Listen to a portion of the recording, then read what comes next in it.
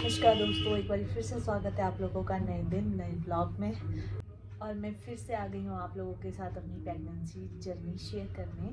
तो आज मुझे जो है, आज से मुझे 9th मंथ शुरू हो गया है, तो कॉन्ग्रेचुलेशंस। और अब कभी भी 9th मंथ में गुड न्यूज़ आ सकती है। थोड़ी नर्वस भी हूँ, और नर्वस होने का मेरे पास टाइम नहीं है, स्ट्रॉन्ग ही रहना पड़ेगा। डर तो लगता है, पर देखते हैं, चलो भगवान ने चाहा, सब कुछ अच्छा होना चाहिए।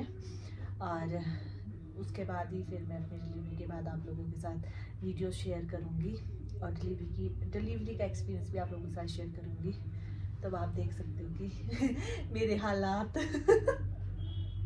तो अभी है करंट में कितने वीक है अभी हुए? आज से ही मुझे 9th मंथ लगा है ना। आज से लगा है 9th। हाँ, तो मुझे 8 मंथ कंप्लीटेड है। हो गए हैं। तो मैंने सोचा क्यों ना आप लोगों के साथ अपना 3rd ट्राइमेस्टर भी मैं शेयर करती हूँ, मेरा एक्सपीरियंस कैसा रहा है और क्या क्या चीज़ें झेलनी पड़ती है एक माँ बनने के लिए और एक डैडी बनने के लिए। डैडी बनने के लिए तो क्या ही झेलना, पर माँ को बहुत कुछ झेलना पड़ता है। तो जैसे कि मैंने आप लोगों के साथ अपना 2nd ट्राइमेस्टर शेयर किया था, उसके बाद मेरा 7th मंथ चला। तो 7th मंथ मेरा बहुत अच्छा रहा, क्योंकि मुझे खाने पीने का भी सही रहा, टेस्ट वगैरह सब कुछ अच्छा था, सब कुछ खाती थी अच्छे से। और 8th में भी सब कुछ अच्छे से खाया। पर जैसे मेरा 9th मंथ शुरू हुआ ना, तो मेरा फिर से ऐसा है कि वॉमिटिंग का दिल तो नहीं करता, पर खाना खाने का भी नहीं दिल कर रहा। और खाना देख ज़बरदस्ती में पानी के साथ खाना ज़बरदस्ती कर रही हूँ अंदर। और 7th मंथ में ऐसा बोल सकती हूँ कि 7th मंथ मेरा एक्सपीरियंस ऐसा रहा कि सबसे अच्छा मंथ था वो मेरे लिए ना। 7th भी 8th भी ठीक था। हाँ, 8th भी वैसे ठीक था, पर थोड़ा सा 8th में जो है बॉडी वेट भी थोड़ा गेन ज़्यादा हो गया।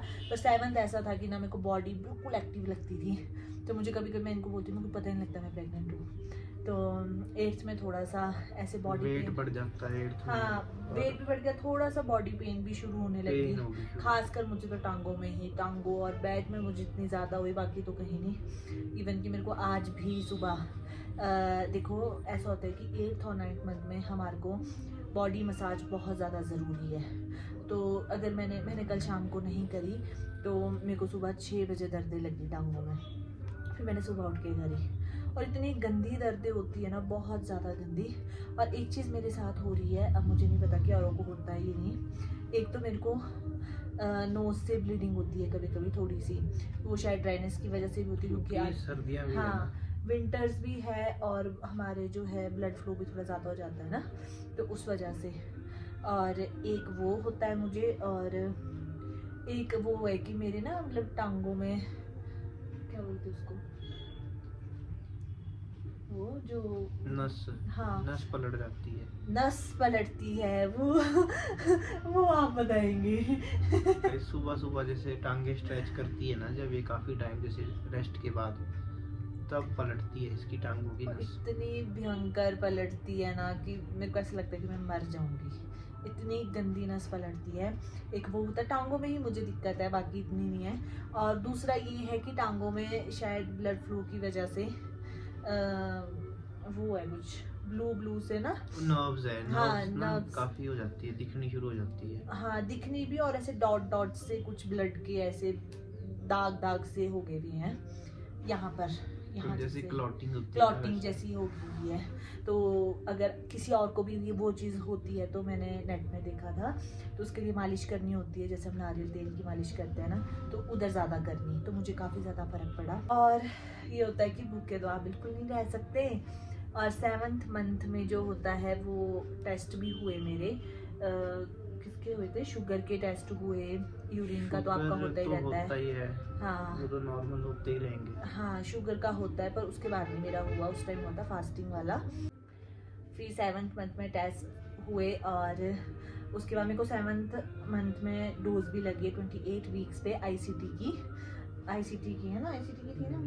हाँ, क्योंकि मेरा ब्लड ग्रुप है जो नेगेटिव है, तो ये बहुत ज़्यादा ध्यान रखना होता है, और ये खुद ही ध्यान रखना होता है, क्योंकि डॉक्टर्स भी इतना ध्यान नहीं दे पाते हैं एक एक पेशेंट पर। तो आपको खुद बताना पड़ता है कि ये चीज़ें मुझे हैं और मुझे डोज भी लगनी है या जो भी है, तो आपको खुद अपनी दिक्कतें बतानी पड़ती है। तो और बाकी मेरा एक्सपीरियंस अभी तक का तो अच्छा है। और उसके बाद 8th मंथ में मेरा हुआ अल्ट्रासाउंड 32 वीक्स में, तो वो भी मेरा अच्छा रहा। अच्छा रहा। हाँ, अल्ट्रासाउंड अच्छा के लिए जब भी जाती है ना से लाल होके आती है अंदर, जैसे पता नहीं क्या ये ऑपरेशन ही कर दिया इसका अंदर। इतनी डरपोक है। नहीं, मुझे ना डर बोल लो कुछ हो जाते हैं, नर्वस सी हो जाती हूँ मैं थोड़ी सी, क्योंकि मुझे ऐसा होता है भी क्या बोलेंगे क्या बोलेंगे क्या बोलेंगे, तो ऐसा कुछ माहौल ही ऐसा होता है। बाकी ऐसे अल्ट्रासाउंड नॉर्मल था, सब ठीक था सब कुछ। हाँ, ये थी डरपोक जैसी, डरती है। डर क्या, मुझको तो जैसे हॉस्पिटल जाना होता है ना, एक दिन पहले ही मेरे को पता नहीं तबीयत ही खराब हो जाती है मेरी। फिर बस ये है कि अंदर से मैं पॉजिटिव रहती हूँ, मुझे पता है कि भगवान का साथ मेरे साथ है, मेरे हस्बैंड का साथ मेरे साथ है। और ये हुआ मेरा, ये भी नॉर्मल हो गया, अच्छे से हो गया। और अब मेरा 9th मंथ है, तबीयत थोड़ी सी ख़राब चल रही है, फिर भी मैं कोशिश तो करती हूँ, जो बस खाना खाना छोड़ना नहीं है और अपनी प्रॉपर डाइट पे ध्यान तो रखना जो है। वेट गेन होता है ना, वो होता है कम से कम 10 से 12 केजी ऊपर, जितना आपका भी वेट है। हाँ, तो पूरी प्रेगनेंसी में 10 किलो तो बढ़ता ही बढ़ता है। और फ्रूट्स डेली खाने होते हैं, और कईयों का दिल नहीं करता है, पर फिर भी ज़बरदस्ती खाने पड़ता है यार। नहीं, मेरा भी दिल नहीं करता खाना खाने का, पर मैं सोचती हूँ मुझे खाना पड़ेगा खाना। और ना याद करो तो ऐसा लगता है कि हमारी बॉडी में कितने चेंजेस आ जाते हैं, है ना। और धीरे धीरे, पहले तो मैं ध्यान नहीं देती थी, तो जैसे मुझे पता लगा कि स्वेलिंग्स भी आती है पैरों में, तो तब मैं ना ज़्यादा ध्यान देती ही नहीं हूँ, वैसे अपनी बिजी रहती हूँ। तो मैंने जब नोटिस किया तो पैरों में भी हल्की हल्की स्वेलिंग्स आती हैं, तो बॉडी बहुत ज़्यादा चेंज हो जाती है हमारी। और एक रहता है कि वीकनेस बहुत ज़्यादा लगती है मुझे, तो मॉर्निंग में बहुत ज़्यादा वीकनेस होती है, 1-2 घंटे तो मुझे ऐसा लगता है कि बस मैं उठ ही नहीं सकती। और बस अब क्या ही बोलूँ, वैसे निकल गया रात टाइम। को नींद नहीं आती, नींद उड़ जाती है। हाँ, नहीं, क्योंकि पेन होती है मेरे को, ऐसा ऐसे कहते हैं ना कि लेफ़्ट साइड सोना चाहिए, मैं भी लेफ़्ट साइड ही सोती हूँ मैक्सिमम टाइम, पर मेरे को इतनी पेन हो जाती है, फिर मेरे को राइट साइड ज़्यादा कंफर्टेबल लगता है, पता नहीं क्यों। औरों के साथ भी ऐसा होता होगा, फिर मैं राइट साइड सोती हूँ, फिर ये मुझे उठाते हैं इधर को मुड़ जा। तो ये थोड़ी सी दिक्कत रहती है कि नींद अच्छे से नहीं आती है, और वॉक करना बहुत ज़्यादा ज़रूरी है।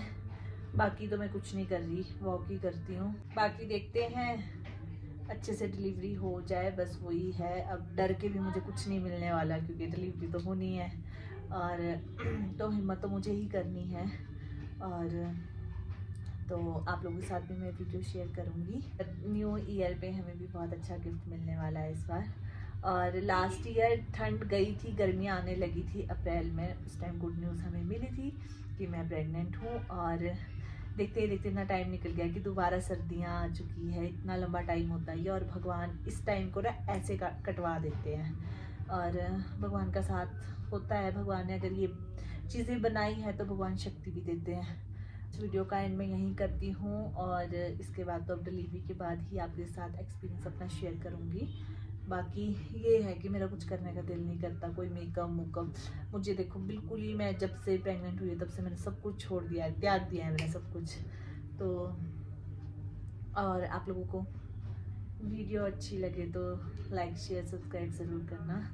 और मेरी इस पूरी प्रेगनेंसी जर्नी के बारे में इनको पता है, और इन्होंने मुझे बहुत ज़्यादा सपोर्ट किया है ना, और बहुत ज़्यादा ध्यान रखा है। अच्छा।